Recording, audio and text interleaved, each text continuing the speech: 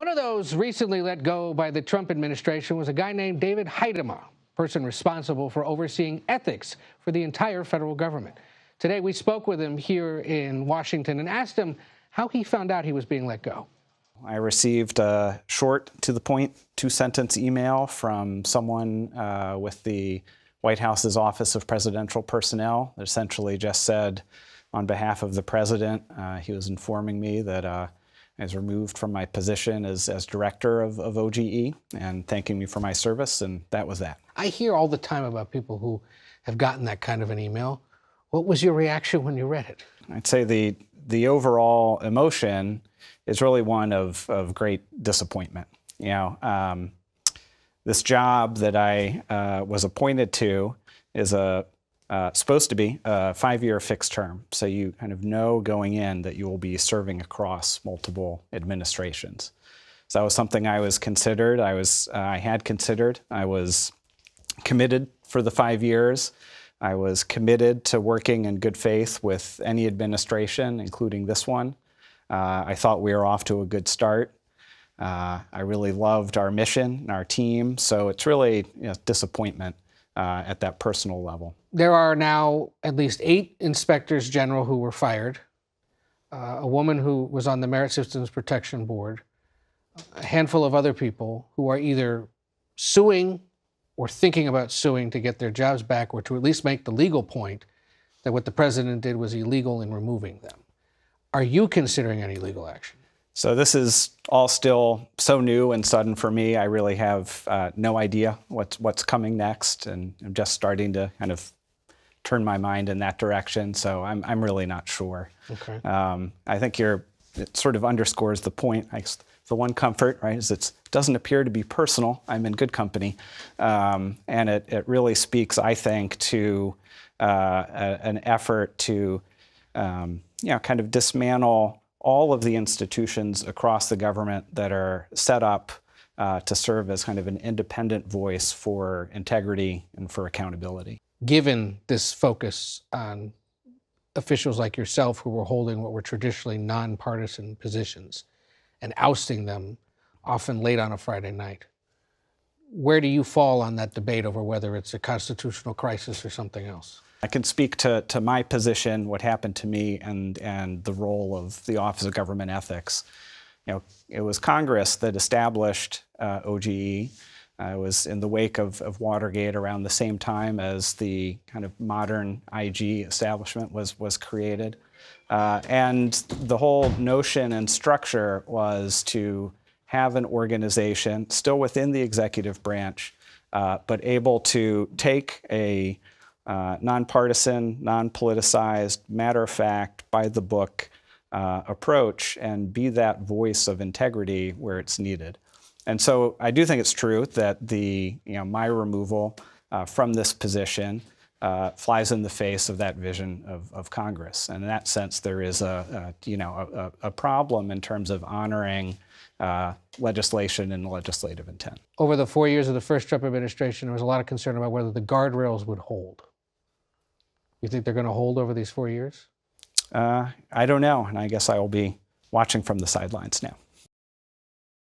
The Department of Agriculture is one of the many federal agencies hit by President Trump's mass layoffs. According to a number of staffers, emails started going out on Thursday without warning, leaving supervisors off guard and potentially hundreds of people without a job. Tabitha Panis is one of the many USDA employees suddenly informed their job was terminated last week, and she joins me now. Tabitha, I'm sorry we're speaking under these circumstances. I know emotionally how hard something like this can be and the stock you have to take. How has this process gone for you, and what are your biggest concerns now about taking care of yourself and your family? Hi, thank you so much, Lindsay, for having me. I really appreciate your kind words. It is a very challenging time, it's kind of been up and coming that our positions are not secure, but considering that, the Department of Agriculture is so important to our food security and our farmers in the Midwest, I was surprised to be terminated from this position. So obviously I'm seeking different employment going forward, but, still just kind of taking my time to process everything. I want to ask you about something that you said, because there are people who believe that the federal government does need to shrink. But can you talk to us about the work you did and why you think it's such crucial work, especially right now? Yeah, definitely. So with USDA, I was a natural resource specialist, and I work with farmers and producers to help implement voluntary conservation practices on their land. Farmers come to our office to seek out our assistance, and we work with them in their operation to help ensure that they are treating resource concerns and are profitable in doing so. So one of the biggest resource concerns we work with in the state of Iowa is soils and our, soil health concerns. We currently are in an eroding environment in the Midwest. So it was tens of thousands of years of tall grass prairies that built our super healthy topsoils in the Midwest and is what makes our agriculture so, profitable. And we are losing those when we have annual row crops on the landscape. We understand that we're losing soils. So these soil health practices like cover crops, terraces, no-till practices are super important for our farmers, and they rely on us for that technical and financial assistance to get that done. Wow. And Tabitha, before we let you go, this has a human toll too. I understand that there are some questions that you have, for example, health insurance. I mean, something as simple that we take for granted. Can you elaborate on that a little bit as quickly as you can? Yeah. I mean, the termination letter was very informal and didn't have a lot of information at all about my benefits moving forward. So I'm still working with waiting back for an email from my HR representative to see if they can answer any of my questions in that regard. An uncertain time. Tabitha Panis, please let us know how you're doing in a little bit. Thank you for joining us. Thank you. CBS News has learned that President Trump is pausing all immigration applications filed by migrants from Ukraine and Latin America. The Department of Homeland Security told immigration reporter Camila Montoya Galvez that further vetting is needed. And with cases already backed up, the president has fired 20 immigration judges. Jason Allen looks at the impact tonight. Can we call you? We can't call you judge. I don't think so. Not anymore. Ex-judge, I guess. You're fully expecting. I'm just full of Carrie. Carrie Doyle was expecting to become one of the country's next immigration judges, but she was fired the week before she was supposed to start hearing cases. There are millions of these cases. 3.7. Which is a million. big reason why you thought maybe I won't disappear. Yes, exactly. Yeah, that was the thought. That was the hope. Inside this unmarked building in a Boston suburb, Doyle would have heard cases for asylum, permanent residence, and removal, up to 700 a year. So you just see people every day, all day, with these life and death decisions over whether they can remain in the United States or not, and then neutrally applying the law. In Boston and other cities, those cases stacked up as southern border crossings surged. And while crossings have come down, the case numbers, Doyle said, will keep adding up. There are about 4 million outstanding cases right now. Don't forget that cases come into the system not just from the border, but from the existing people that are in the United States. So as you ramp up removal, they're getting put in front of the immigration judge. So that caseload will balloon. We asked the Department of Justice why Doyle and other judges were terminated. A spokesperson declined to comment on personnel matters. And yet you expected this in some sense. I did, just because, we were sort of the last group coming in under the Biden administration. Doyle had been an outspoken critic of the immigration system when she was an immigration attorney. It landed her on a conservative-backed group's watch list of political appointees. I took an oath to uphold the Constitution and to do my job. I'm not there to be an advocate. That's what I used to do when I, was with the client in the courtroom. Now I'm the decision maker, and you need to listen to both sides, and you need to weigh the case under the law and then act fairly to make decisions. And Jason Allen joins us now. Jason, there's this backlog. So what is this going to do to the existing backlog of cases? Well, it would take a lot to remove those, right? It takes a lot to become one of these judges. You'd have to have a law degree, 7 years of experience, right, to do this. The application process is long. It takes more than a year to get some of these judges into place. And there are some studies showing that we need as many as 300 new judges just to begin cutting into the backlog. That's a lot. Quite a backlog. So how does this influence the judges who are already on the job, Jason? That's interesting. I talked to the president of the union that represents these judges, and he's talked to some of them that are still in their seats right now, and he described it as some of them on pins and needles, wondering if they could be next. He also talked about a potential chilling effect because it opens the door to judges questioning their own decision-making, wondering if their job could be at stake, and also a chilling effect in any others who might want to join the profession. And quickly, Jason, what are any of these cases going to go away because Trump wants to deport?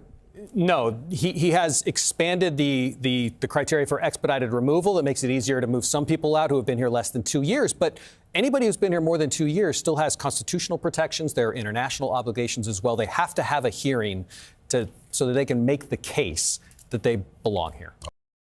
A former employee with the Federal Aviation Administration is speaking out after he was fired from the agency last weekend. Charles Spitzer Statlander is one of about 400 FAA workers who were laid off by the Trump administration. He posted to LinkedIn that he received harassing messages from the official DOJ Facebook page after he criticized Tesla and Twitter, both owned by Elon Musk. He says, quote, less than a week later, I was fired despite my position allegedly being exempted due to national security. Charles Spitzer Statlander joins us now. He's a former National Defense Program worker for the FAA. Charles, thank you for being here, especially under these circumstances. And look, I get it. You can't tell us exactly what you were working on, but can you give us a little bit of an idea so that we can understand why you believe it is a national security risk to cut your position? Sure. Thank you so much for having me on today. I do wish it was under better circumstances. I was an employee of the FAA National Defense Program, and we are a small agency within the Federal Aviation Administration whose mission is to ensure that the national airspace is protected from enemies, both domestic and foreign. That can be anything from, enemy planes like we saw on 9/11, missiles, enemy drones, anything of that sort. And we have a very, very critical and important mission in protecting national security. And I just, after the indiscriminate and unfortunate and likely unlawful terminations of so many of us, including someone like in my role that is a national security critical role, I'm deeply concerned about the safety of the national airspace and about how this is going to impact public safety. Were you told whether you were being fired for cause? It's a great question. I actually don't, I'm very confused about that, right? You would think most people, I guess, if they lose their job, they know who fired them, what they were being fired for, and all the circumstances around it. But because of kind of the haphazard way that this occurred, no one in FAA leadership actually knew that I was being fired or can even tell me as of today why I was fired. I did receive the standard email that I guess a lot of federal employees received, indicating something along the lines of my continued performance is no longer in the public interest or something like that. It was incredibly confusing for a few reasons, but primarily because the letter came to me at 12:43 in the morning on this past Saturday while I was actually working, had the wrong date on it, had a lot of spelling and grammatical errors, came from a non-government email address. And I had excellent performance evaluations. I had just received a performance-based pay raise that went into effect this pay period. And in addition to that, my supervisor had already, I was near the end of my probation, and my boss had already completed my probation paperwork saying that I had successfully completed probation. So when you take all of that into account, as well as the fact that my position was supposed to have been exempted from these firings due to national security and public safety, I was really caught off guard, and I wish I had more clarity for you to answer that question, but I just don't. And I got to be quick with you on this next one because I do want to ask you a couple more questions. But can you provide any more detail about the harassing messages that you got from DOJ on Facebook? Sure. So as you, I believe you have images of, I exercised my First Amendment right in non-government time, not speaking on behalf of the agency, to criticize Elon Musk after he made what I believed to be Nazi salutes at Donald Trump's inauguration rally parade. And as a Jewish American, it was incredibly disturbing and hurtful to me. And I'm not entirely sure why, but shortly thereafter, I started receiving reactions, harassment, and what I believe to be intimidation and bullying by the Doge Facebook page on my Facebook page. And less than a week later, I was fired. Like in DMs? Responding to my posts and commenting on my posts. My last question to you is going to be a twofer. First of all, what is your next move in terms of finding new employment, trying to get your old job back? And I know that you're speaking out because you feel like this is bigger than you. What do you hope people take away from your story? Thanks so much for actually making that point. So to answer the second part of your question first, this is definitely bigger than me. This is not about Charlie. I'm just one of many federal workers who have been unlawfully and wrongfully fired. I just happen to be in a position that's a national security, public safety critical role. And I appear to have been targeted because I criticized Doge and Elon Musk. My next steps are actually, quite simple. Federal employees who are on probation don't have a lot of appellate rights. They only really have two grounds: if you're fired for marital status or political retaliation. And unfortunately, for most federal workers, who are on probation, they don't fall into one of those two categories. But because of the harassment that I received from Doge and because of other evidence that we have, that my attorneys have, and that we've been able to show, we have a really strong case that I was fired for political retaliation and or for political motivations in the process of appealing. But in order to appeal, my attorneys and I have to know who exactly fired me, when my termination is effective, and whether or not the entity that did fire me actually had standing to fire me, which currently right now it appears the White House is arguing that Doge doesn't necessarily have authority to make decisions. So just a lot of uncertainties right now, which is not what you want in national security and public safety. What you want personally for your life, certainly. Charles Spitzer, Statlander, good luck to you. Keep us posted. Thank you so much for having me on. President Trump today began the second month of his second term as head of the U.S. government, a government he is determined to shrink. And he got some help today from a federal judge in Washington. The judge, an Obama appointee, refused to stop the president's mass firings of federal employees. The judge said unions representing those workers must take their claims of wrongful firings to the Federal Labor Relations Authority. The chairwoman of that agency, a Biden appointee, is one of the people Mr. Trump fired. Since the president was sworn in, he has taken aim at the federal workforce of 2.4 million and fired, laid off, or offered buyouts to untold thousands. And we say untold because the White House is not telling us exactly how many as the job cuts continue. But Weijia Jiang has been tracking down the jobs being eliminated. And Weijia, what have you found? Well, we found that there is a group of more than 500,000 workers vulnerable to the administration's sweeping layoffs, and many serving key positions across the federal government. For some who have already lost their jobs, they're now desperately looking for answers. Why? I'm really not sure what I'm going to do. Katie Sandlin is still living out of boxes after uprooting her life in Carbon Hill, Alabama last month, a town of 2,000, to work at the National Institutes of Health outside Washington, D.C. I wiped out my savings account. I maxed out my credit card. I had to take out a loan. But she called her job an opportunity of a lifetime, educating communities about NIH research. People like me, where I'm from, rural Alabama, like these kind of jobs don't happen to people like me. 3 weeks later, Sandlin became one of thousands of federal probationary workers to be fired. They had less than 1, or in some cases, less than 2 years of experience, and fewer protections from layoffs, making them easier to terminate. Now I'm unemployed, I have a ton of debt, and I'm also losing my health insurance. Did it ever cross your mind that you could be fired in a second? That part actually never crossed my mind. Did your supervisor give you a reason for why you were getting fired? They made it clear that I was not being terminated because of anything that I had done. An HHS official sent Sandlin a letter saying your performance has not been adequate to justify further employment at the agency. When I got it really upset me because it felt like it wasn't truthful. My boss, her boss, and even his boss all said that that was not true.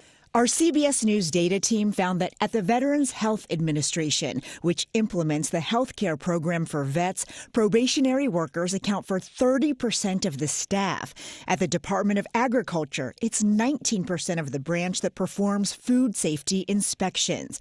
When it comes to air safety, about 1/3 of the TSA may be impacted. So far, 2,000 probationary workers at NIH have lost their jobs. What does the public stand to lose with these widespread layoffs? We are important and we do important work. We're impactful. And if you have questions or concerns about federal workers, ask one. Weijia joins us now from the White House. Weijia, what does Katie do now? Well, she says she can't afford to move back to Alabama after shelling out so much money to move here to the D.C. area, so she's focused on looking for a new job. But she points out how daunting that is, considering there are now thousands of federal workers in the same boat who are competing for those positions. And Weijia, you showed us how many probationary workers are potentially vulnerable. Do we have any sense of any of them ending up like Katie, like how many that could amount to? Well, just because they are probationary workers does not mean they will automatically be fired. In fact, depending on the agency, some are considered critical, and so they have exemptions. And remember, they can only be fired for poor performance or misconduct. In Katie's case, she says it was neither. So, John, that lawsuit you mentioned is just one of several, including class action lawsuits in the works.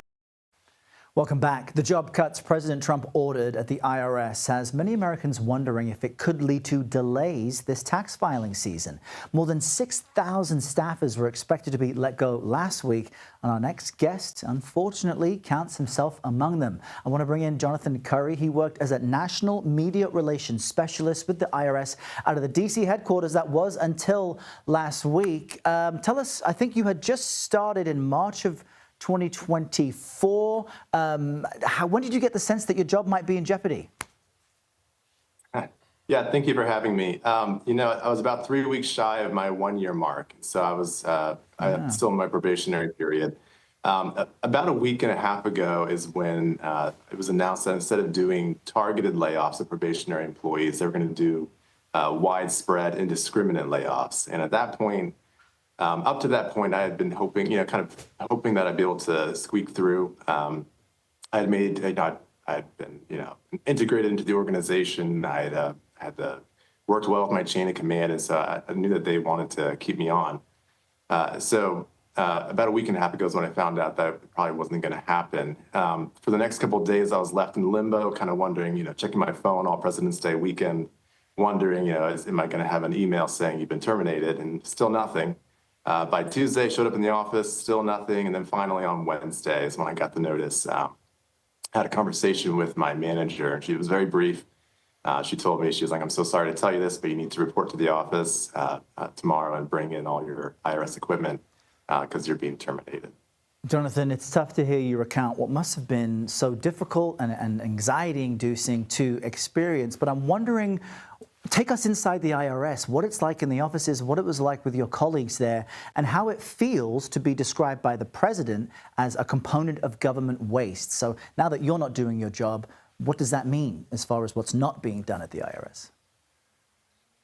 Yeah, so I worked with national media. We would be, taking in inbounds, taking in requests from reporters. They have questions. They want to know what's going on inside the IRS, or they want to know about some operation. We would be arranging interviews with between top officials and the press, and all of that would, communicate, what's going on and bringing transparency to our operations. So when you take away the employees that facilitate that, you hinder that operation. It was a large organization. The IRS had, I should say, they had about 100,000 employees up until the recent layoffs, and in any organization that large, you're always going to have some areas where you can improve efficiencies, you can make things more effective. But the IRS has always been subject to a lot of oversight, and I think that's oftentimes missing in the conversation. There's every federal agency has an inspector general. For the IRS, it was the Treasury Inspector General for Tax Administration. There's the GAO, Government Accountability Office, Congressional Research Service, the tax writing committees, House Ways and Means Committee, Senate Finance Committee. And also the press. I was a former member of the press for about 10 years, and I know I used to scour for any kind of tidbit I could find about the IRS's operations to write a story. So there was plenty of oversight to begin with, and to look for those kinds of improvements. Another thing I want to add too, within my office, there were 4 of us that worked with the, for the main point of contact for national media. One of them was a probationary employee like myself, and we were both let go. 2 of them had been there for decades, and they were just incredible sources of institutional knowledge. I mean, they knew the processes, they knew all the points of contact within the organization, they had so much experience, and they were great mentors to myself and the other, but they're also going to be retiring the next 2 or 3 years. And so with the new people gone like myself, along with the old, the retiring ones on the way out, there could be a bit of a gap there. Well, Jonathan And I Curry, think we appreciate that you. effect is going to be multiplied. Yeah, we appreciate you sharing your story and you're noting that it's not just probationary employees, but folks retiring who will need to rely on newer folks coming in at some point. Thanks for sharing your story. All the best as you look for employment. Thank you for joining us.